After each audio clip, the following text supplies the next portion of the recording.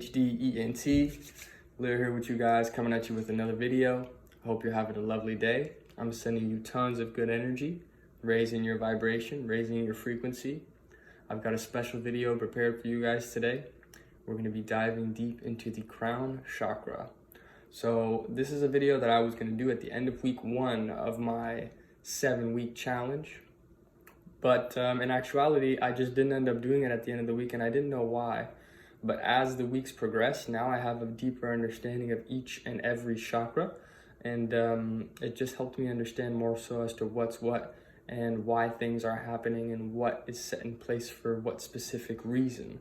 So by diving deeper into all of the other chakras and giving them that 1 week to further expand my consciousness on each and every one, I feel like I've developed a better understanding for the crown chakra itself. So at the end of the day, I'm really glad that I didn't do it at the end of the first week, because now I have a deeper understanding and I feel like I'm going to be able to better articulate myself and to give you guys a little piece of insight, a little piece of where my head's at, where my consciousness stands currently. So with that being said, you know how we do at THDENT, we like to get right into it because time is valuable. So the crown chakra. This is the thousand petal lotus. It's associated to the color violet or purple, and as I said, it's associated to the 1,000-petal lotus. So what does that mean more so? We're going to dive deeper into what that symbol represents deeper into the video. But the crown chakra resides right at the top of your head, everything from the top of your head and up. That's the energy that it embodies. That's the place where it resides. And if you've ever felt the top of a newborn's head, you can attest and testify as to how soft it is. And that's because the soul, the spirit, is still translating, it's still developing, and it's still very fragile at that point. So as we get older, we start to have more of a scully up there, and it's more protected, but that also means that we're more stuck in our ways and we're more put into our place, if that makes sense. So yeah, like I said, we're gonna dive right into it. The one thing that I found interesting, you know what, actually, I'm gonna start with the 2 emotions, because that's something that I've been carrying on within each and every video, within each and every chakra. So the 2 emotions that are associated to the crown chakra are earthly attachments and pure cosmic energy. So if you guys haven't watched that one video that I tend to push around quite a bit because I find it's very digestible. It's very digestible and it's very well illustrated. Is that video from the cartoon Avatar, The Last Airbender, where he's speaking to his guru, and his guru breaks down like what every chakra does and how it gets clogged by specific emotional muck. And it's just really cool. So I'll leave that link in the description below, and you guys can take a look at that after this video, or feel free to go take a look at it now and come back to the video afterwards. So as I said, the 2 emotions attached are earthly attachment and pure cosmic energy. Now, why is that? The reason that is because a lot of the times what keeps us from ascending to higher planes is earthly attachments, whether that be relationships, your favorite item, you know, like being stuck in a ritual, being stuck in a certain way of thinking, in a certain mindset. These things keep us grounded in our own reality, which is a good thing, you know, because you don't want to be too up out there, but at the same time, too much of a good thing isn't a good thing. So having that connection to the pure cosmic energy is what's going to allow you to be more free flowing.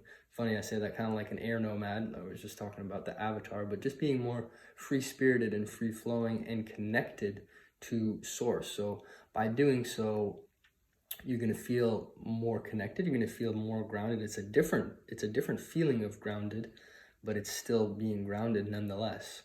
And beyond that, you're also going to feel more confident in yourself and why you're here and what you're doing on this planet.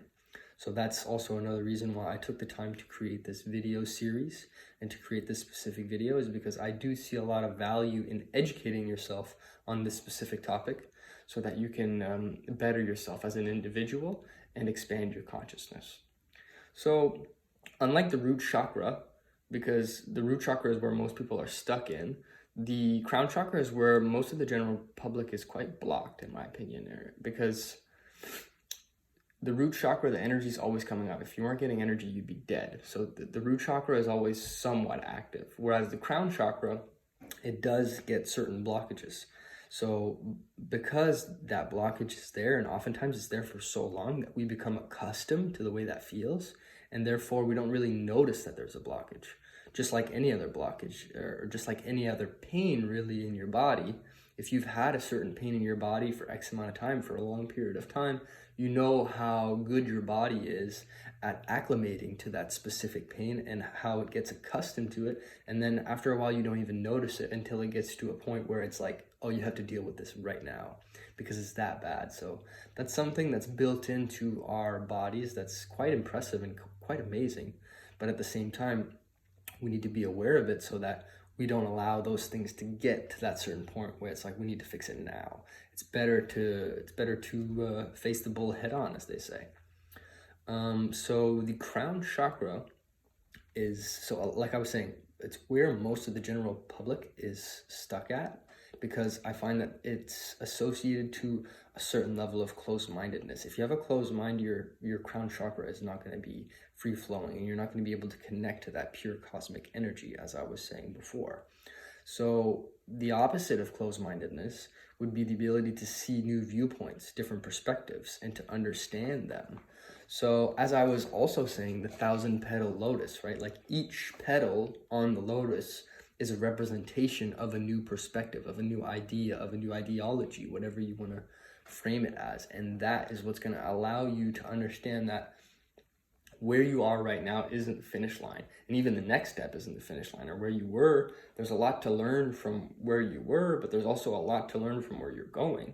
So it's a continuous expansion. It's like compound interest. You're continuously expanding and extrapolating so that you can understand more and more and more and grow. So it's about always wanting to grow and always wanting to learn and never feeling like you've arrived. The one thing I also wanted to comment about the crown chakra is how its relationship is with the third eye chakra, because many times we work on getting the third eye going, but if we don't have a really good divine connection to source, if we don't really feel connected to the higher power, then the third eye can often confuse us and delude us to live in a certain way of delusion, because the third eye is going to show you what you want to see if you allow your ego to run that game, right? Whereas if you are tapped into that higher source, then there's no way that your ego is going to be able to trick you in that sense. And I say no way, but then again, they say that the ego is so small that you can hide behind a grain of salt. So always keep that in mind as well, that like even when you're saying certain things and you're teaching certain people, you have to keep your ego in check, because although it is beneficial, and here's one thing that I heard, I can't remember who told me this, but he had told me to promote your ego. And I think it was Muji or Alan Watts, but to promote your ego and to promote it as an observer. Because here's the thing, the ego enjoys praise and it enjoys being, like you've heard ego stroking, right? So by promoting your ego to an observer, you give it a task that it's really good at. And because it's really good at it, it's going to get a lot of praise naturally. And being an observer is something that the ego is actually also naturally very good at. It's just that a lot of the times it'll tint or it'll twist what's being observed to fit the ego or to fuel you to get angry or etc. So by upgrading or giving a promotion to your ego and treating it like an observer, it's a win-win really, because now the ego gets stroked in a way that is beneficial, but also you have this amazing observer as a companion who is always watching things for you and always being present with you. The one thing I like to correlate to this crown chakra as well is something that Muji taught me, is to be an observer of what is rather than to be the person that's experiencing what is. Because if you can tap out and if you can become the person that's observing what's going on, you tend to be less emotionally involved, and therefore you tend to be more free-flowing and more magnetic. So by doing so, I think that that's going to make a big difference in your life, and I think that that's going to be very beneficial for you. So moving forward, when you change your perspective, you change the weight of energy for all other chakras below it. So that's why started with the crown chakra and I worked my way down. Even though the crown chakra is the 7th chakra, I flipped the order of it because I understood going into the 7-week challenge that if you have a good understanding of source and your higher power, your higher energy, your higher self, then that will dictate and it will correct certain misconceptions that your other chakras may be throwing at you. And we'll go into that a little bit deeper into the video. When you get this energy to rise up, they say like the Kundalini energy is rising. When you get a certain amount of energy that rises up into your brain, because that's what you want, where the crown chakra is, it will activate the 12 cranial nerves that are in your brain, which will allow you to be more intelligent, more perspicacious, and it will allow you to move more freely, like I was saying before, as an air nomad.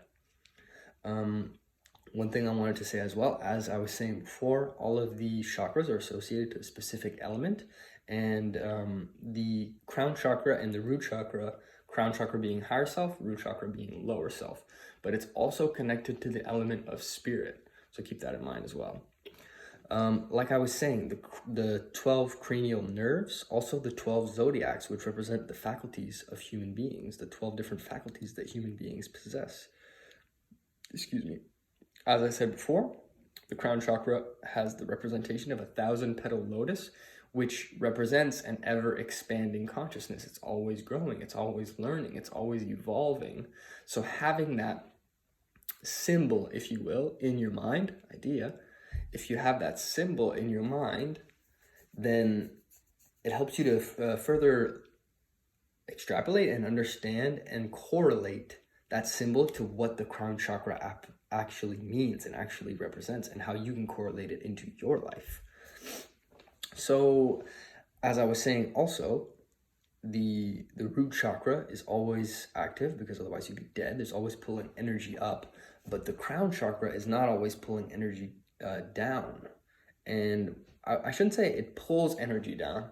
The energy descends down. There's a difference, right?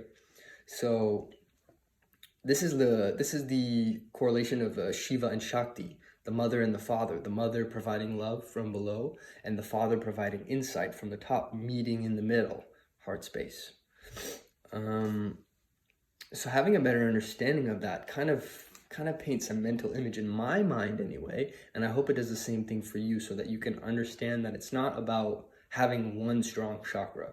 The chakra system is very intercorrelated and they dovetail together so that they can work amongst each other and along each other so that they can benefit each other in many different facets and many different ways. And like I said, having a better understanding of that, because that's what the crown chakra is really about, understanding. It's going to allow you to move forward with more confidence, with more diligence, and with a higher sense of understanding. Okay, so ascend and transmute these energies. So that's what I mean by staying in the crown chakra first and utilizing that power, because it's almost like a superpower. But once you start to realize that, like, instead of tapping into the fear in your root chakra or the emotional turmoil in your sacral chakra or the sexual urges that you have or the grief that you feel in your heart, when you look at it through the lens of your crown chakra, it transcends that and it allows you to ascend those lower energies into a higher form. And by doing so, you will be a more confident individual. You will improve your mental health, which is my goal for THT this year. I want to help as many people as I can.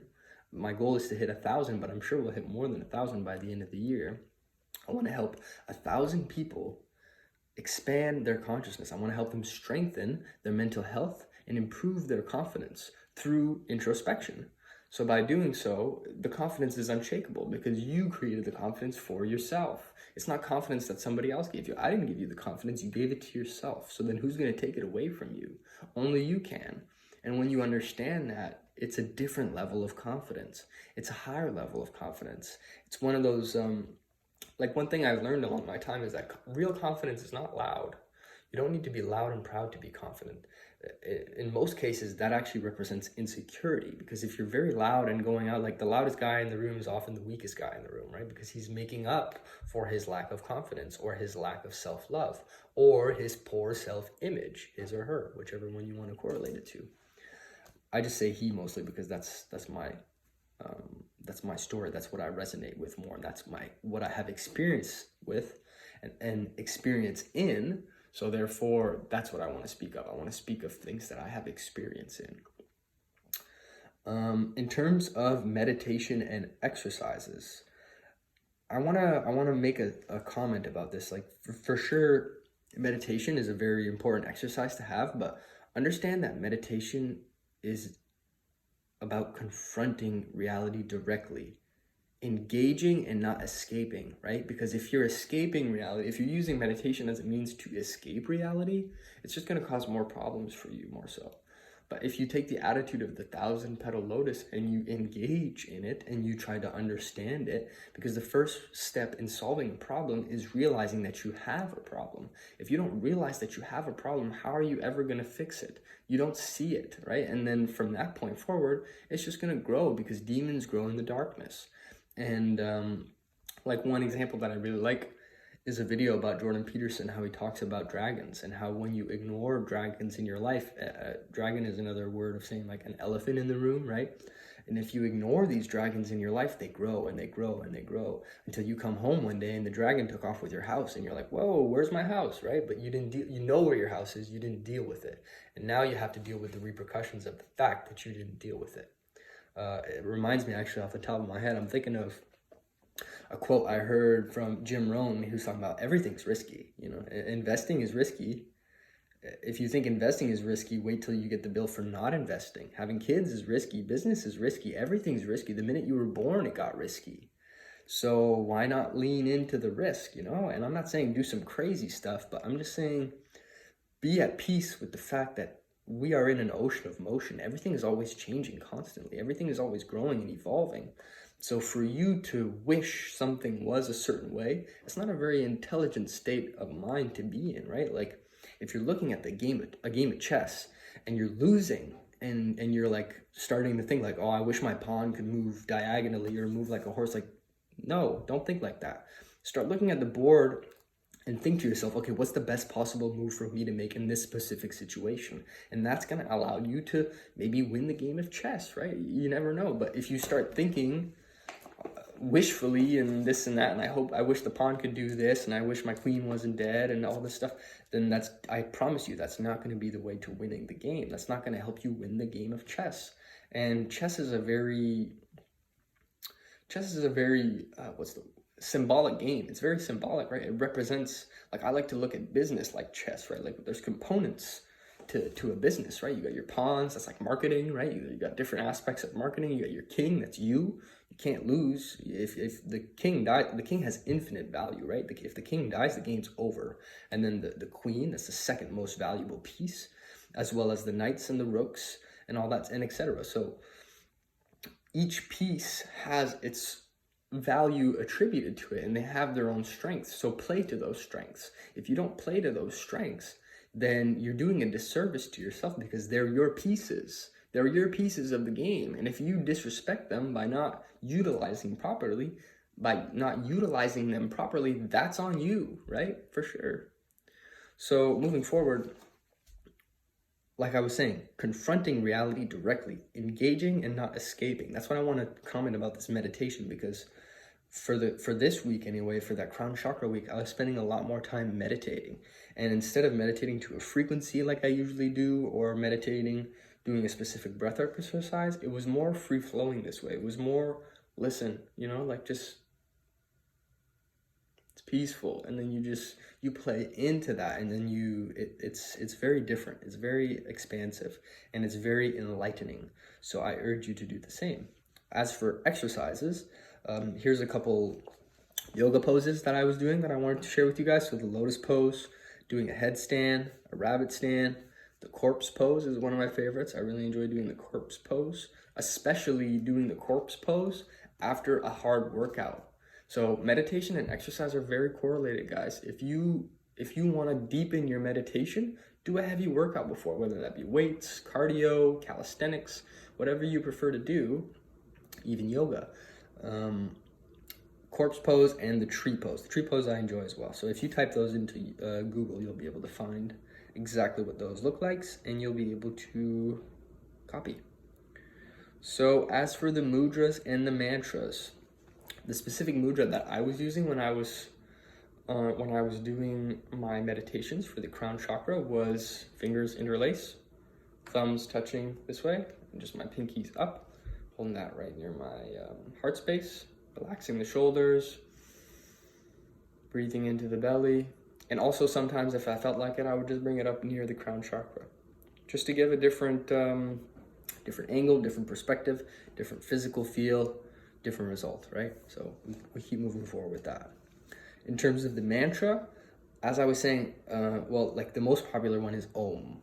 O-M, Om. Doing that is very good. I think that one's it's really good because O is in the chest. The M vowel is down in your sacral chakra. So it's just connecting higher and lower frequencies, which is a good thing. But more so, just listening, peace, quiet, nothing, just playing into that, right? Like that's a whole different type of meditation. You start to feel a different level of confidence when you meditate in that way because you don't need anything to meditate. And you shouldn't feel like you need anything to meditate. All the answers are within you. All the power resides within you. All the authority resides within you. So why would you need anything else to aid you along this path, right? Have more confidence in yourself. Have a stronger self-image. Excuse me. So as for the meditations, the exercises, the mudras, the mantras, beautiful. So here's one thing that I wanted to expand upon in terms of residing in your crown chakra space more so. And the reason I say to do so is because the mental faculties heal the rest of our lower system. It creates a mental balance because the mental plane is above the astral plane, right? And that's the physical plane, astral, mental. So when you start to understand that, you can also connect this to the Hermetic principle. All is mind, right? As above, so below, as within, so without.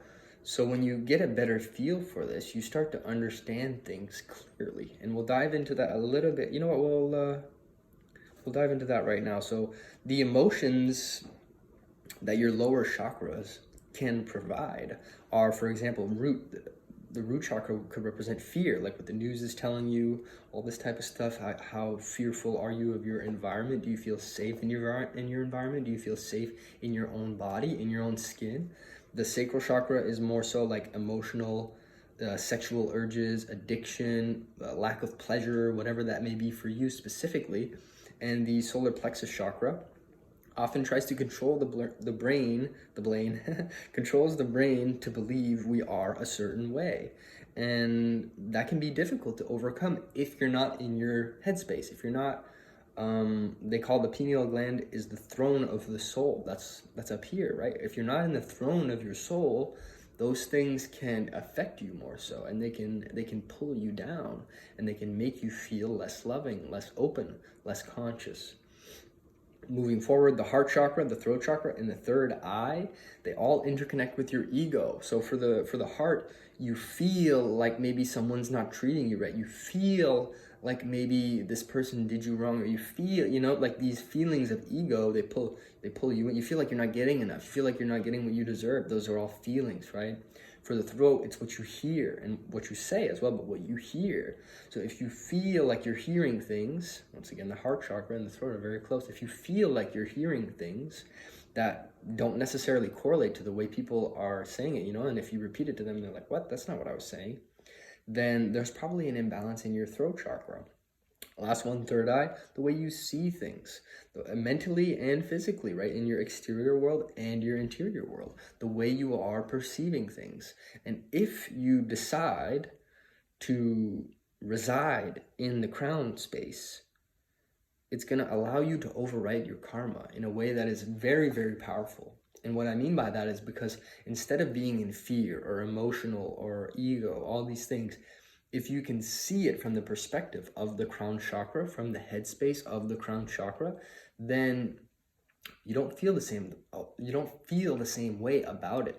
You don't necessarily have the same level of frequency anymore. It's more enlightened. As I was commenting on at the beginning of the video, if you can be the observer of what's going on rather than the one experiencing it, then that can be very beneficial. And a good example I have for this is like the dentist for me. I had a lot of difficulty going to the dentist growing up, and I still don't necessarily enjoy going to the dentist, but I have certain tools in my arsenal that help me a lot with that. And one of those tools I want to share with you guys is being an observer of the situation rather than being the person having their mouth drilled and like all fillings and all that stuff and the big needle and whatever. The needle never really bothered me personally. It's more the drilling. But when you are the one that's observing what's going on rather than the individual that's experiencing this pain, it totally changes it. And believe me, this takes practice. You're not just going to hop in there and be the observer and always be in the space of the observer. It takes practice. But just like meditation, just like when you're calming your monkey mind, they call it, it's not something that you're like, no, get back here, do that. It's like, no, lovingly bring it back, you know? Like, okay, you started thinking about food. You started thinking about relationships. You started thinking about snowboarding because there's a lot of snow outside. That's okay. It's fine that you did that. Come back to this space. Right now we're meditating. Right now we're in this space. And when you do that lovingly and you express a certain level of self-love, because that's the highest lesson is self-love, then you operate at a different frequency. And when you think different thoughts, you say different things, you take different actions, and then you receive different results. That's the way the world works. That's the realm that we're living in right now. And the more conscious you become of that, the happier, the more successful you will be. And so that's another reason why I'm taking the time to interconnect all of these points for you and packaging it in a way that is very easily digestible, because I can see the value in it. And I'm noticing that not everyone is able to see the value in that. And because I have the gift of gab and I'm able to linguistically communicate myself in a way that is concise, I know that I can help a lot of people in terms of gaining more clairvoyance and seeing things clearly from their crown chakra, not just the third eye, right? Because if you're there, that can be ego. So play into that. Give your ego an upgrade, give him a promotion, and turn him into the amazing observer that he is. And that way it's a win-win. So as I was saying at around midpoint of the video, which correlates to this, is that the higher energies descend into us. They don't fall, really, they descend.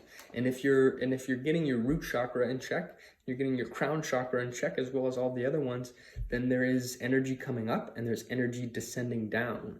And that energy, as I said before, Shiva and Shakti, the mother providing love, and then the father providing insight from the top and the bottom. And then in the middle is the Holy Spirit. That's the Trinity, right? And so once you get a better understanding of what that is and what that means and how that can correlate into your life, then you're going to be a different person. You're going to operate from a much higher perspective, and you're going to be much happier, much healthier, much wealthier. And I wish you all the best on your journey in doing so, because I feel like embarking in such a journey is something that takes courage, and through doing courageous tasks and courageous activities, you will improve your self-image. Like there's little ways to improve your confidence as well. One thing I like to do is like tell myself I'm going to do certain things. Like I'm going to pick up that mouse in 3 seconds, right?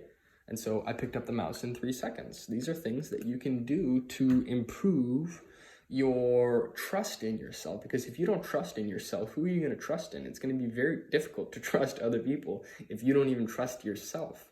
So I urge you to embark on that journey to develop that trust in yourself and to become your own best friend, become your own, like Nipsey said, become your own biggest fan, and then carry that weight on your back.